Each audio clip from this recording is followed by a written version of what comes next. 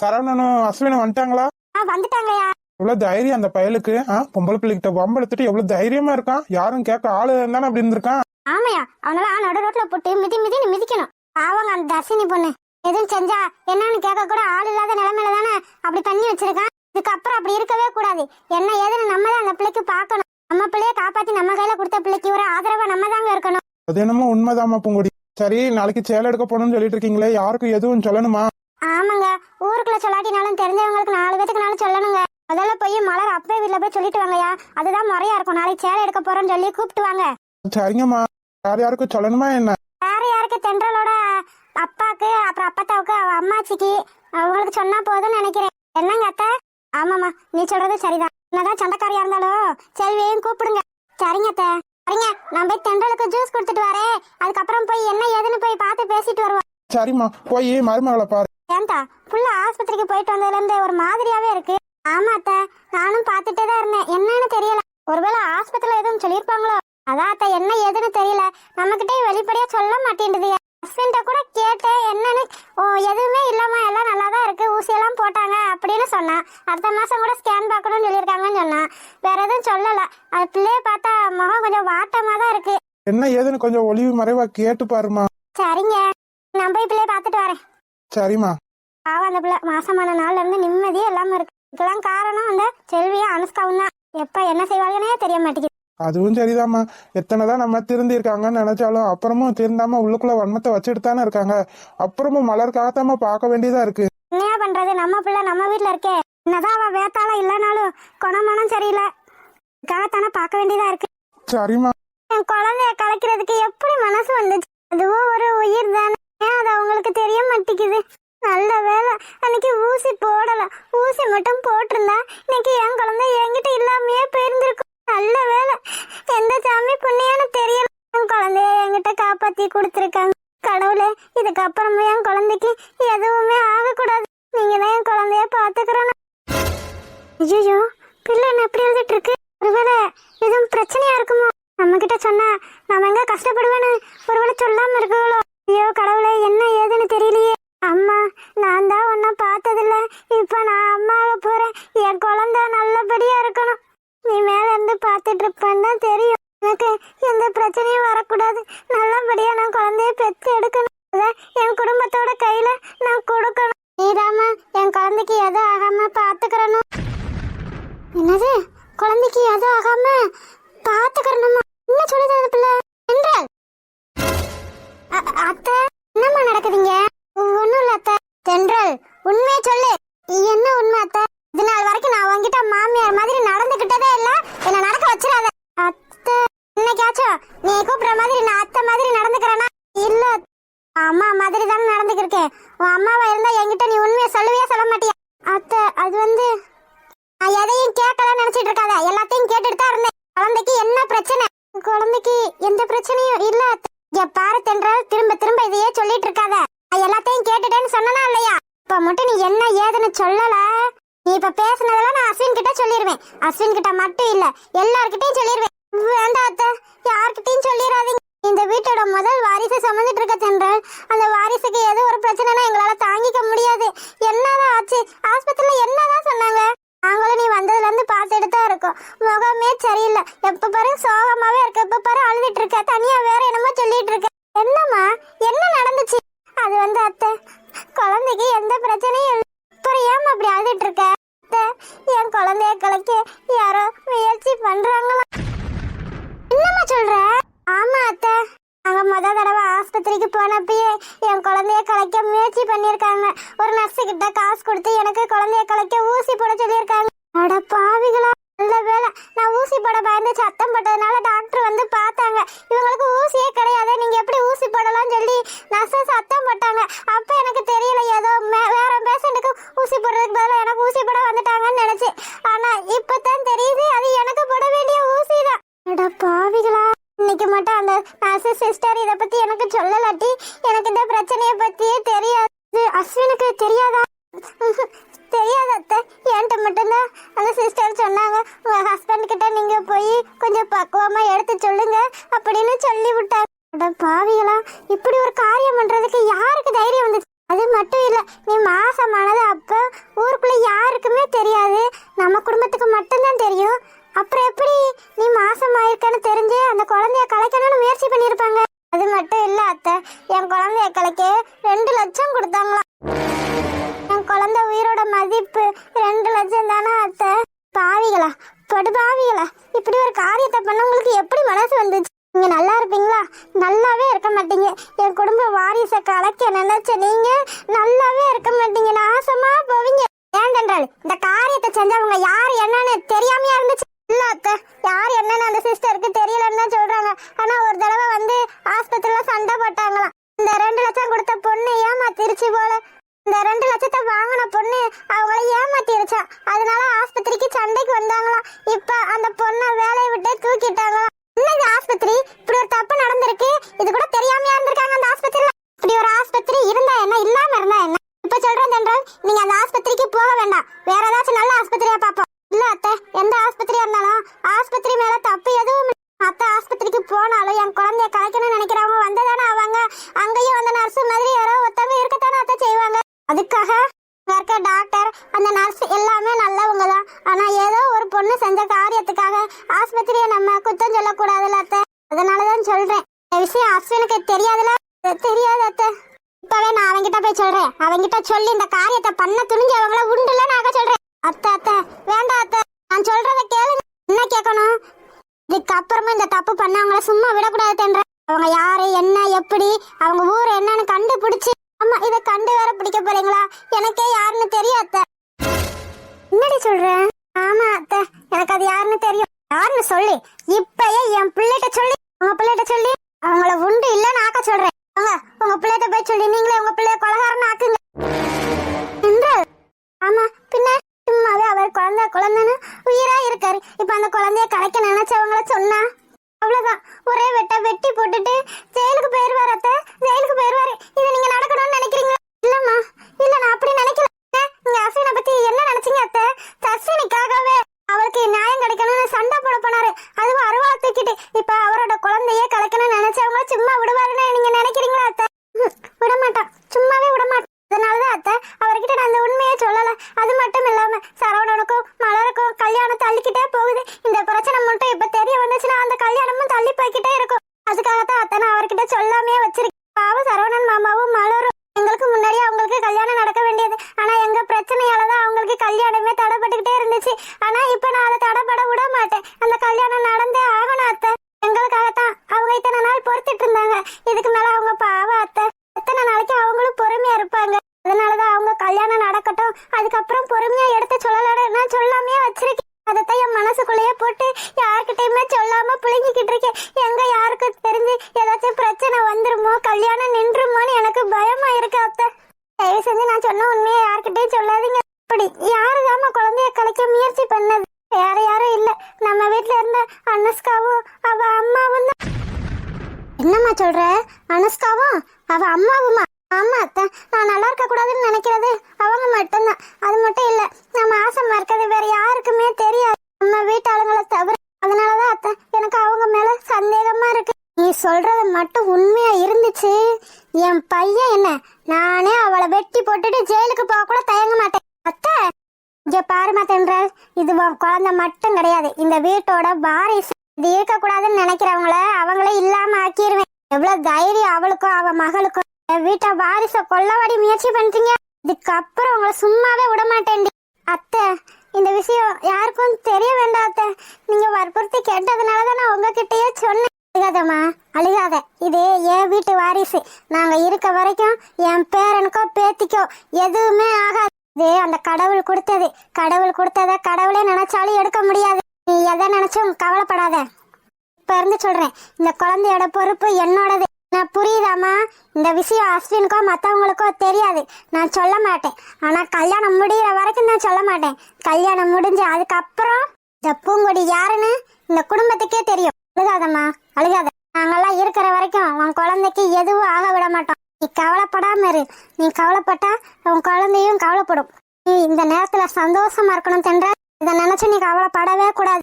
இப்ப நேரத்துல கஷ்டம் நஷ்டம் வரத்தான் செய்யும். அதெல்லாம் எதிர்த்து தான் நம்ம போராடணும். என் பேர குழந்தை உயிரோட மதிப்பு 2 லட்சமா? இருங்கடி பாத்துக்கிறேன். கவலைப்படாம இந்த ஜூஸை குடி. உன்னோட வேலை நல்லா சாப்பிட்டு நல்லா தூங்கி நல்லபடியா ஜூஸ் எல்லாம் குடிச்சு நல்லபடியா என்னோட பேர குழந்தைய எங்க கையில கொடுக்க வேண்டியது. இதை தவிர நீ வேற எதை நினைச்சும் கவலைப்படக்கூடாது. என்ன தென்ற? சரிங்க அத்தை. என்கிட்ட சொல்லிட்டேல, இனிமே இதை நான் பாத்துக்க. இதை நினைச்சு கவலையா படக்கூடாது. இங்க நம்ம குழந்தைக்கு என்னமோ ஆயிருமோ, யாரும் எதுவும் பண்ணிருவாங்களோன்ற எண்ணமே உனக்கு வரக்கூடாது. என்ன தென்ற? சரிங்க அத்தை. டியே, நான் கூட நீ திருந்திட்டேன்னு தான் நினைச்சேன். இப்பதானே தெரியுது நீ எத்தனை ஜென்மம் எடுத்தாலும் திருந்தவே மாட்டா. இதே புத்தியோட தான் இருப்பேன்னு. உன் கெட்ட புத்தி என்னன்னு நீ காட்டிட்ட. இதுக்கப்புறம் என்னோட புத்தி என்னன்னு நான் காட்ட வேணாம். ஆமா புங்கடி, தென்றல் என்ன பண்ணுது? நல்லா இருக்காத்த. எதுக்காக அப்புறம் சோகமா இருந்துச்சுன்னு கேட்டியா என்ன? ஆமா மாமா. எதுக்காக மாமா? ஒன்னும் இல்ல அத்தை, ஊசி போட்டாங்களா அதனால கொஞ்சம் டயர்டா இருக்கு அப்படின்னு சொல்லி. அப்படியா? இப்படி நேரத்துல கொஞ்சம் டயர்டா தாமா இருக்கும். அதனால எந்த பிரச்சனையும் இல்ல. ஆஸ்பத்திரியில எந்த பிரச்சனையும் இல்லைன்னு சொல்லிட்டாங்க. அதெல்லாம் எதுவும் இல்லையா அத்தை? குழந்தையெல்லாம் நல்லா ஆரோக்கியமா தான் இருக்கான். குழந்தைக்கு எந்த பிரச்சனையும் இல்லை. அதுவே போதுமா. நான் எப்படியோ என் கொள்ளுப்பேரனையோ கொள்ளுப்பேத்தியோ நல்லபடியா பாத்துட்டு போய் சேர்ந்துட்டு அதுவே எனக்கு போதும். ஏமா அப்படிலாம் சொல்றீங்க? ஆமையா, எனக்கு அதை விட்டா வேற சந்தோஷம் என்ன இருக்கு? உன் பிள்ளையே பாத்துட்டேன், உன் பிள்ளையோட பிள்ளையும் பார்க்க போறேன். இதுக்கு மேல எனக்கு என்ன வேணும்? என் கொள்ளுப்பேரனோ கொள்ளுப்பேத்தியோ என் மடியில வந்து கிடந்தா அதுவே எனக்கு போதும். சந்தோஷமா கண்ணை மூடிடுவேன். எனக்கு எந்த இதுவும் வேண்டாம். நீங்க இப்படி நினைச்சு சந்தோஷப்பட்டுட்டு இருக்கீங்க அத்தை. ஆனா நம்ம குடும்ப வாரிசையே ஒருத்தைய அழிக்க நினைச்சிட்டு இருக்கா. நம்ம குடும்பத்தோட சந்தோஷத்தையே கெடுக்க நினைச்சிட்டு இருக்கா. திருந்தாத ஜென்மம் என்னைக்குமே திருந்தாது. நான் கூட அவ அழுது புலம்பவும் திருந்திட்டான்னு நினைச்சேன். ஆனா இப்பதானே தெரியுது 2 பேரும் சேர்ந்து இந்த குடும்பத்தை கெடுக்க நடிச்சிருக்காளே என்று சொன்ன மாதிரி. அந்த பொண்ணு மாசமா இருக்க விஷயம் ஊருக்குள்ள இன்ன வரைக்கும் யாருக்கும் தெரியாது. அவ மாசமா இருக்கிறது நம்ம வீட்டுல இருக்க ஆளுங்களுக்கு மட்டும்தான் தெரிஞ்சிச்சு. அவ சந்தேகப்படுறதுலயும் தப்பே இல்லை. விடமாட்டேன்டி.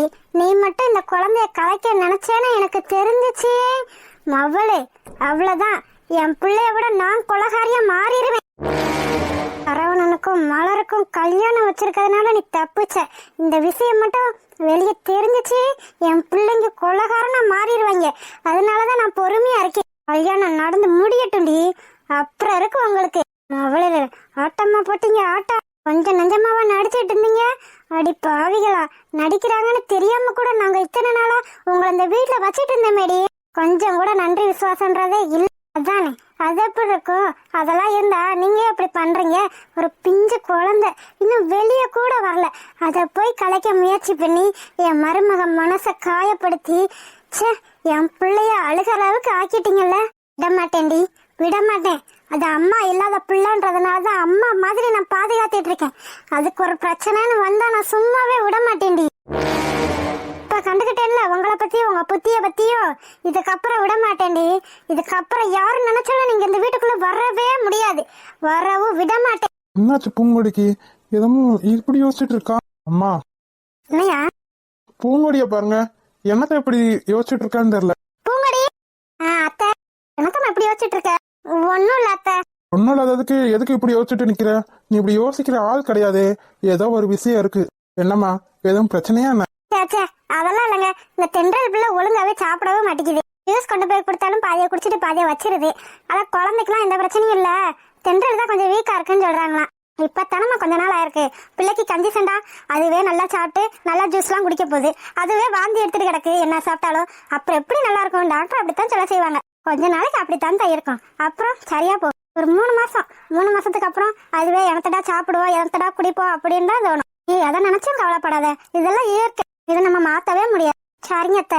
சரி வாமா, மாமா வீட்டுக்கு போய் சேலை எடுக்கிறத சொல்லிட்டு வரணும்னு சொன்னேல, போயிட்டு வருவோமா?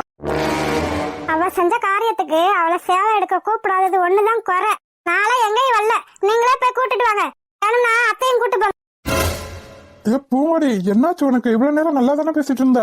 ஆமா, இவ்வளவு நேரம் நல்லா தான் பேசிட்டு இருந்தேன். ஆனா இப்ப என்னால வர முடியாது. எனக்கு தலை வலிக்குது. நீங்களும் அத்தையும் வேணா போய் கூட்டு வாங்க. ஏன்னா அண்ணன் இங்க வருவார்ல, அப்ப கூப்பிட்டுக்கலாம். பூங்கொடி, அது முறையாகாதுமா. நான் வரல அத்தை, நாங்க போகவும் மாட்டேன். நீங்களும் வேணா, நீங்களும் உங்க மகனும் போய் கூட்டு வாங்க.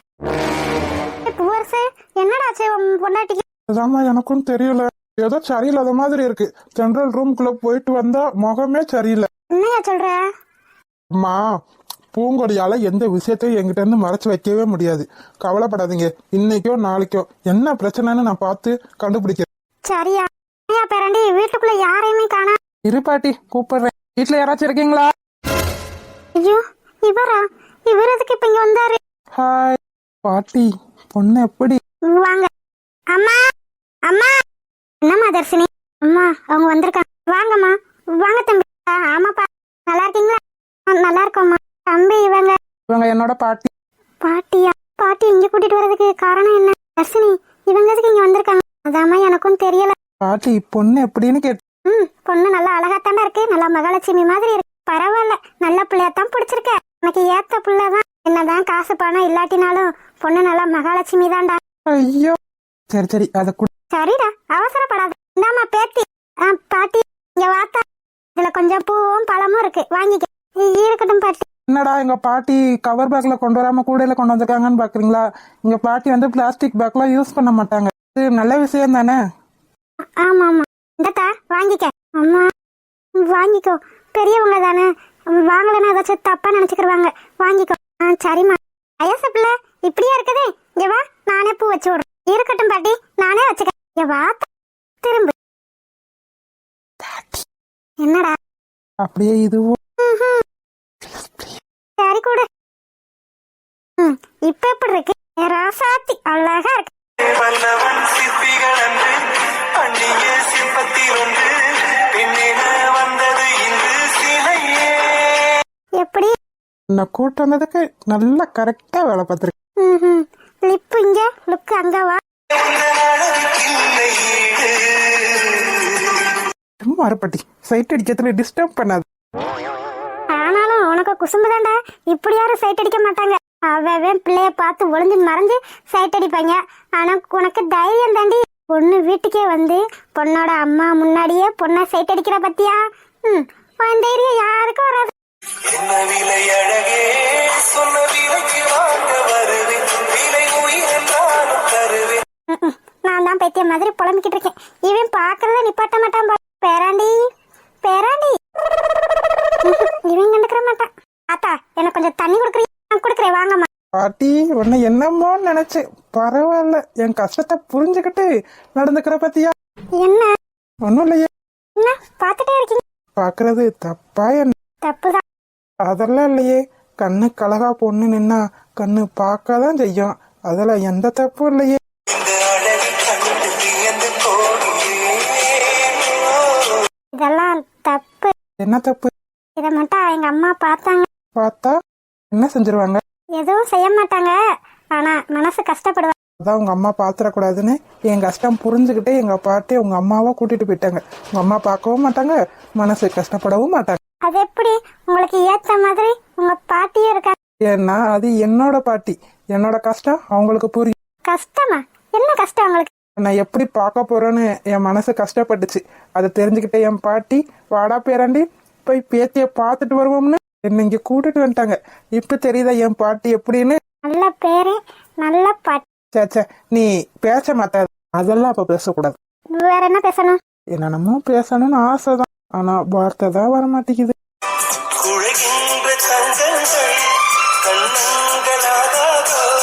என்ன உங்க அண்ணன் 2 பேரும் வந்து அடி வெளுத்து வாங்கிட்டாங்களா? எனக்கு தெரியும், நீங்க தான் அந்த காரியத்தை பண்ணிருப்பீங்க. நான் தான் பண்ணேன். ஏன் அப்படிதான் பண்றீங்க? அவனுக்கு எவ்வளவு தைரியம்! நான் அப்படி மிரட்டிட்டு போயும் பயம் இல்லாம உன்கிட்ட திரும்ப வம்புழுத்திருக்கான். நான் சும்மா விட்டுருவேனே? இதுக்கப்புறமும் ஏதாச்சும் பண்ணானா அப்புறம் இருக்க அவனை நான் சும்மாவே விட மாட்டேன். பொறுக்கி ஏதோ பண்ணிட்டு போறான்னு விட்டுற வேண்டியதானே? சும்மா மிரட்டுவான், அப்புறம் என்ன பண்ணிடுவான்? அப்படி யாரையும் அவ்வளவு ஈஸியா எடை போட்டுறக்கூடாது. அடிபட்ட பாம்பு திரும்ப பழி வாங்க வரத்தான் செய்யும். அதோட பல்ல புடுங்கினா அதால ஒன்னும் பண்ண முடியாது. அதனாலதான் அஸ்வினை ஏத்தி விட்டேன். அஸ்வினை ஏத்தி விட்டு இங்க வந்து அவங்க 2 பேரையும் வச்சு அடிக்க வச்சேன். இப்பெல்லாம் பண்ணாதீங்க, அது தப்பு. சரவணனுக்கும் அஸ்வினனுக்கும் ஏதாச்சும் பிரச்சனை வந்துச்சுன்னா என்ன பண்றது? அதான் நான் பாத்துக்கிறேன். அப்படியே பிரச்சனை வரதா இருந்தா இவ்வளவு நேரம் வராம இருக்காது. அந்த நாதாரி இப்பயே போலீஸ் ஸ்டேஷன்ல போய் கம்ப்ளைண்ட் கொடுத்துருக்கணும். ஏன் கொடுக்கல? பயம். அதனாலதான் அவனால எதுவும் பண்ண முடியாது. இதுக்கப்புறம் அவன் என்ன பண்றான்னு நானும் பாக்குறேன். வாங்கின அடியில மண்டை மூளையெல்லாம் கலங்கி போயிருக்கும். என் பொண்டாட்டி, நீ என் பொண்டாட்டிக்கிட்ட அவனை வாலாட்ட விட்டுருவனா? சும்மா சும்மா பொண்டாட்டின்னு சொல்லாதீங்க. அப்படித்தான் சொல்லுவேன். இது வரைக்கும் நான் எந்த பொண்ணையும் ஏறெடுத்து கூட பார்த்தது இல்ல. ஆனா என் மனசால நினைச்சது ஒன்ன மட்டும்தான். அது ஏன் எதுக்குன்னு எனக்கு தெரியாது. ஆனா வாழ்ந்தா உன் கூட தான் வாழணும்னு முடிவு பண்ணிட்டு உங்க அம்மாவுக்கு தேவை நீ நல்லா படிச்சு நல்ல நிலைமைக்கு வர. என்னால உங்க அம்மாவோட ஆசைக்கு எந்த பிரச்சனையும் வராது. ஆனா அது நடக்காது போலயே. நீங்க எப்படிலாம் பண்ணா என்னால எப்படி படிப்புல கான்சென்ட்ரேஷன் பண்ண முடியும்? இது வேற அது வேற. நீ படிச்சு முடிச்சு நல்ல நிலைமைக்கு வர்ற வரைக்கும் என்னால உனக்கு எந்த பிரச்சனையும் கிடையாது. உங்க அம்மாவோட ஆசை அவங்ககிட்ட இருந்து நீ நல்ல நிலைமைக்கு வரணும். அதுதானே, அது நல்லபடியா நடக்கும். நீ எதை நினைச்சும் கன்ஃபியூஸே ஆகக்கூடாது. சரியா? சரி.